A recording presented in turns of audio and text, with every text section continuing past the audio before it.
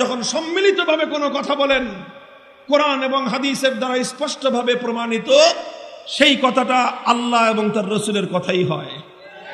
হ্যাঁ, আলেমদের মধ্যে কেউ একা কখনো বিচ্ছিন্নভাবে কোনো কথা বললে, যদি সেটা ম্যাক্সিমাম মাস ওলামায়ে কেরামের কথার বিপরীত হয়, সেটা তার ব্যক্তিগত কথা। আমি আপনাকে কথা বলবো না যে আমার কোনো ব্যক্তিগত কথাকে আপনারা অনুসরণ করেন।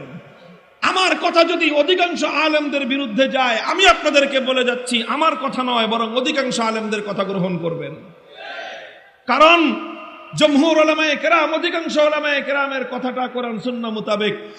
আর কোন বিষয়ে যদি সমস্ত উলামায়ে কেরাম একমত হয়ে যায়, কোন বিষয়ে যদি সমস্ত আলেমগণ এক বক্তব্য দেন, সেটাই ইসলামের বক্তব্য, সেটাই আল্লাহর বক্তব্য, সেটাই আল্লাহর রাসূলের বক্তব্য।